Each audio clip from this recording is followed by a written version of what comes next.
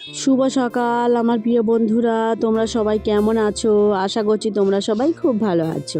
দাদরামারার ছোট্ট একটা গ্রাম থেকে আমি পূজা তোমাদের সবাইকে স্বাগত জানাচ্ছি পূজার ব্লগ চ্যানেল।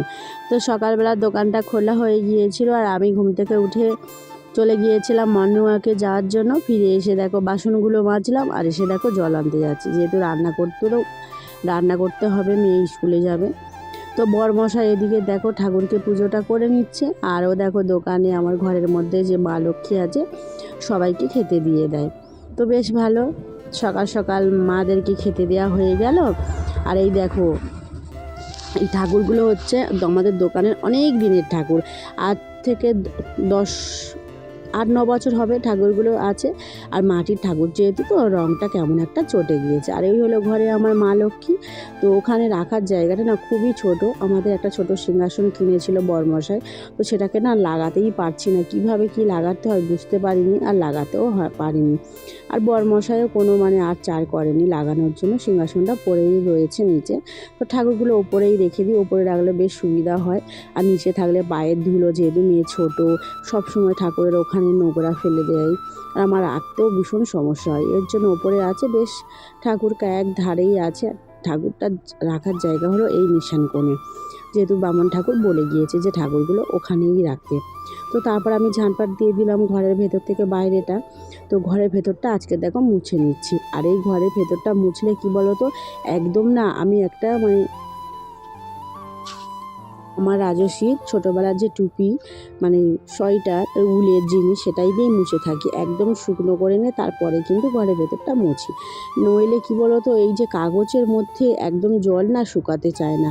তো এবারে যে ফেস্টুন কাগজটা নিচে পাতা, একদমই জল টানতে চায় না। প্রায় 1 ঘন্টা কিন্তু পাখা চালানোর পরও কেমন ভিজে ভিজে থাকে। আর ওর ওপর থেকে যদি হেঁটে যায় কেমন একটা পায়ের দাগ দাগ পড়ে যায়, তো ভালো লাগে না, এই জন্য একদম শুকনো করে ঘরের ভেতরটা মুছে নিচ্ছি। তো আমার এই সামনে ছোটো জায়গা, রাজস্বী সোনা সবসময় জেলি খায়, এটা সেটা খেয়ে না ফেলে দেয় কাগজের মধ্যে, তো ভীষণ চ্যাটচ্যাটে ভাব হয়ে যায়। আর মাছির জন্য কি করি বলো তো, সবসময় কিন্তু ফিনাইলে মুছে থাকি, মাছি কিন্তু যেতেই চায় না। তো দেখো আমার বাইরেটা ঘরের ভেতরটা মোছা হয়ে গেল। তারপর মেয়েকে ডেকে দেখো তুলে দিলাম, যেহেতু ও স্কুলে যাবে, ও সকালে হাতের কাজ আছে সেগুলো করাবো, মুখ ধোয়াবো, খাওয়াবো, তারপরে কিন্তু ওকে আবার রেডিও করবো। আর যেহেতু বুধবার, তো ওকে মাথার চুলটাও কেটে দেবো। তো এই কদিন না সেলুন দোকানে প্রচণ্ড লাইন পড়ছে, প্রচণ্ড ভিড়, তো চুল কাটানোই যাচ্ছে না। আমার দোকানের পাশেই, তোমরা অনেকবার দেখেছো, আমি অনেক ভিডিওতে শেয়ার করেছি তোমাদের সাথে। তো আমার পাশের দোকানে কিন্তু সেলুন দোকান, চুল কাটে। তো ওখানে আজকে চুল কাটিয়ে দেবো ভেবেছি। তো মেয়েকে দেখো মুখটা ধুইয়ে দিলাম, দিয়ে দেখো ওকে খেতে দিয়ে দিয়েছি। ওরা কাল রাতে কিছুই খায়নি। আর আমার মেয়ে দেখো এই যে কেকগুলো খাচ্ছে, কেকগুলোর দাম কত করে বলো তো? কেকগুলোর দাম হলো 3 টাকা। কিন্তু তোমরা দাম শুনে ভেবো না যে কেকগুলো খারাপ, কেকগুলো বেশ খেতে ভালো।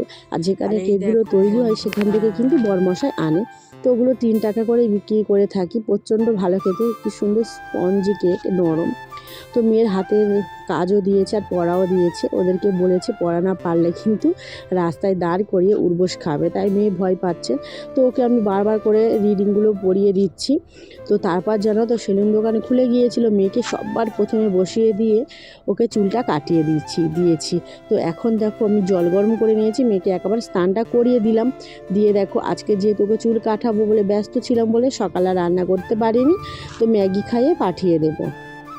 তো ও যেহেতু 3টের 1:30টার মধ্যে ওদের স্কুল ছুটি হয়ে যায়, বাড়ি আসে 2টো বাজার আগেই ও বাড়ি চলে আসে। তো আর কোনো চাপ নেই, বাড়ি এলে ভাত খাইয়ে দেবো। তো ওকে ডিম সেদ্ধ করা হয়নি, আজকে ডিমের পোচ বানিয়ে দেবো আর এই ম্যাগি বানিয়ে দেবো। ও না লাল ম্যাগিটাই পছন্দ করে, ইউপি ম্যাগিটা। তো আগে নেসলে ম্যাগি খেত, নেসলে ম্যাগি এখন আর খেতে চায় না, কিন্তু ইউপি ম্যাগির থেকে নেসলে ম্যাগিটা খেতেই ভালো, আর ওটাই খাওয়ার ভালো। আর বরমশাই এনেছিল চিকেন, তো এটা 150 টাকার মতো চিকেন এনেছিল, কালকে এনেছিল, তো কেটে আনেনি। তো এটা লাস্টে যা ছিল দোকানে সেগুলোই দিয়েছে। আর দেখো আমি চিকেনটাকে ভালো করে ধুয়ে নিয়েছি। ছোটো পিস করে কেটে নিয়েছি। তারপর মেয়েকে খেতে দিয়ে দিয়েছি। মেয়ে দেখো ম্যাগি আর ডিম পোচ খেয়ে কিন্তু স্কুলে চলে যাচ্ছে। আর যার সময় আমাকে 3-4 বার মানে মা করে ডেকে যাবে, ওকে টাটা দিয়ে দিতে হবে, ওর সামনে দাঁড়িয়ে থাকতে হবে। তো যাই হোক মেয়ে ওখানে মানে মেয়ে স্কুলে চলে গেল, আর বরমশাইয়েরও আসতে দেরি হবে। তো ওরা বেরিয়ে গেলে আমার কিন্তু একদিকে খুবই ভালো হয়, কেন কি বলতো, মনের মতো ভালোভাবে বসে রান্নাটা করতে পারি। কারণটা কি বলতো, বরমশাই বাড়ি থাকলে, মেয়ে বাড়ি থাকলে ভীষণ ঝামেলা করে, বারবার এই জায়গা থেকে উঠে যেতে হয়। ওরা ঘরে ভেতর ঢুকবে, বারবার বের হবে। আমার যেহেতু ছোট জায়গা, তো এখন বাড়িতে কেউ নেই, তো বরমশাই দোকানের কিছু জিনিসপত্র কিনে তারপর কিন্তু বাড়ি আসতে দেরি হবে। তো আজকে যেহেতু চিকেন রান্না করবো ভেবেছিলাম, তো চিকেন রান্না করছি, তো ভাবলাম তো বিরিয়ানি বানাই। ঘরের যে চাল রয়েছে সরু মিনিকেট চাল, তো ওই চালটাই দিয়ে বানিয়ে নেব। তো কোনো দিন বানাইনি মিনিকেট চাল দিয়ে, তো আজকে ভাবলাম তো ওই মিনিকেট চাল দিয়ে বিরিয়ানি মতো বানিয়ে নিই। যেহেতু কিছুদিন আগে বিরিয়ানি রান্না করেছিলাম আর মশলা না রয়েই গিয়েছে, ভাবলাম সেই মশলা দিয়ে বানিয়ে নিই। তো মেয়ে যেহেতু ঝাল খেতেই পারে না একদম, তো তার জন্য মেয়ের জন্য একদমই ঝাল দিইনি। তো প্রথম আমি চিকেনটাকে টক দই দিয়ে ম্যারিনেট করে রেখে দিয়েছিলাম। টক দই, হলুদ গুঁড়ো আর সামান্য একটু লঙ্কা গুঁড়ো দিয়ে মাখিয়ে রেখে দিয়েছিলাম। তো তেলের মধ্যে শুধু পেঁয়াজটা ভাজা করে আদা রসুন বাটা দিয়ে দিয়েছি, দিয়ে ভালো করে কষিয়ে মাংসটাকে দিয়ে ভালো করে দেখো কষিয়ে নিচ্ছি। তারপর দিয়েছিলাম ডিম। তো যেমন আমরা মাংস রান্না করি সেইভাবেই রান্না করে একটু জল দিয়ে একটু চাল করে সিদ্ধ করে নিয়েছি। তো তারপর দেখো এখন আমি হাঁড়িটার মধ্যে থেকে ভাতটা না আমি ভালো করে ফ্যানটা ঝাড়িয়ে নিয়েছিলাম, আর নেওয়ার পরে দেখো গামছার মধ্যে আমি বড় ডেচকিটার মধ্যে আমি ঢেলে দিয়েছিলাম ভাতটা, যাতে ঠান্ডা মতো হয়ে যায়। তো প্রথমে আমি দেখো হাঁড়ির মধ্যে আমি একটু ঘি লাগিয়ে নিয়ে তারপর দেখো ওই যে চিকেনের ঝোলটা ছিল নিচে দিয়ে দিয়েছি, আর এই মধ্যিখানের মধ্যেই আমি চিকেন, আলু, ডিম সবটাই কিন্তু দিয়ে দেবো, দিয়ে তার উপর কিন্তু ভাতটা একেবারেই চাপা দিয়ে দেবো। অনেকে কি করে বলো তো, যত অনেক মতো বানায় তো 2-3টে লেয়ার কিন্তু করতে হয়। তো আমি খুব সাধারণভাবে বানাচ্ছি। প্রথম যখন করেছিলাম তখন তো লবণটা ঠিকঠাক গিয়ে হয়নি, তো এমনি ভালো হয়েছিল কিন্তু লবণটা ঠিকঠাক হয়নি। যেহেতু এল্লো হলে কিন্তু ভালো লাগে না খেতে, যেহেতু পরিমাণটা ঠিক চাই, তো মানুষ ভুল করতে করতে তারপর কিন্তু শেখে। তো এর আগে আমি 2 থেকে 3 বার বানিয়েছিলাম, তারপরে কিন্তু 2 বার বানানোর পরে কিন্তু তারপর বিরিয়ানিটাগুলো কিন্তু একদম ঠিকঠাক হয়েছে। তো আমি বেশি পরিমাণ পারি না, 1.5 কিলো চাল পর্যন্ত আমি বিরিয়ানি রান্না করতে পারবো, এর বেশি পারবো না। হয়তো চেষ্টা করলে সব কিছুই করতে পারবো, কিন্তু আমি চেষ্টা করিনি, তো হয়তো পরিমাণটা হয়তো ঠিকঠাক দিতে পারবো না। আর আমার না এই গোলাপ জল, কেওড়া জল, মিঠা আতর এগুলো সবই অল্প পরিমাণ দিই। একটা যদি শিশি কেনা হয় আমার 4-5 বার হয়ে যাবে, কারণ আমার এই যে বিরিয়ানির যে বেশি স্মেল একদম ভালো লাগে না, হালকা হালকা সেন হলে কিন্তু ভালো লাগে। আর আমার বরমশাইয়েরও হালকা সেন পছন্দ, মেয়েও। তো দেখো ওপরে আমি দিয়েছিলাম বিরিয়ানি মশলা, সামান্য একটু ঘি আর একটু ফুড কালার দিয়ে দিয়েছিলাম। তো এটা আমার ঘরে ছিল ফুড কালারটা, ওটাই দিয়ে দিলাম। আর এখন দেখো একটা চাটু গরম করে নিচ্ছি বেশ একদম খুবই ভালো করে, আর চাটুর মধ্যে কিছুক্ষণ আমি রেখে দেবো বসিয়ে। তো দিয়ে তারপর স্নান করতে গিয়েছিলাম, কিছু জামাকাপড় কাচাকুচি করেছি, সেগুলো আর ভিডিও নিতে পারিনি, কারণ ফোনে চার্জ ছিল না, চার্জে বসিয়ে দিয়ে গিয়েছিলাম। তারপর বরমশাই তো মেয়েকে আনতে চলে গেল, তো ভাবলাম বরমশাই যখন আসবে গরম গরম বেগুনিগুলো ভেজে দিলে ও খেয়ে নিতে পারবে। আর বেগুনি এমনি গরম গরমই খেতে ভালো, তো ঠান্ডা হয়ে গেলে ভালো লাগে না। তো মাত্র 6 পিস মতো বানাচ্ছি। আর গোল গোল করে বেগুনি ভাজার কারণ হলো, মেয়ে বলেছিল যে এভাবে গোল গোল করে বেগুন দিয়ে ওকে নাকি পিঠে বানিয়ে দিতে হবে। তো নাকি ফোনে রেসিপিতে দেখেছে বেগুন দিয়ে এভাবে পিঠে বানাতে হয়। তো পিঠে বানাচ্ছি না, ওকে আমি বুঝিয়ে বাজিয়ে বলছিলাম যে এটাই বেগুনের পিঠে, কিন্তু শেষ পর্যন্ত খায়নি। আর ও এমনি বেগুন ভেজে দিলে কিন্তু সেটা খায়, আর এভাবে বেসন দিয়ে বেগুনির মতো বানিয়ে দিলে ও খেতে পছন্দ করে না। তো 6 পিস মতো বেগুনি হয়েছিল, সেগুলো বেশ মজমজে করে লাল লাল করে ভেজে নিচ্ছি। আর আমি না অনেক দিন পরে আজকের এই ছোট্ট একটা বেগুনি অর্ধেক কিন্তু খেয়েছিলাম, ভীষণ খেতে ইচ্ছা করছে। আমি তেলে ভাজা জিনিস খাওয়া কিন্তু ছেড়েই দিয়েছি, চানাচুর সমস্ত কিছু কিন্তু জীবন থেকে ত্যাগ করে দিচ্ছি, যাতে আমি একটু সুস্থ থাকতে পারি, বারবার ডাক্তার দেখাতে না যেন যায়।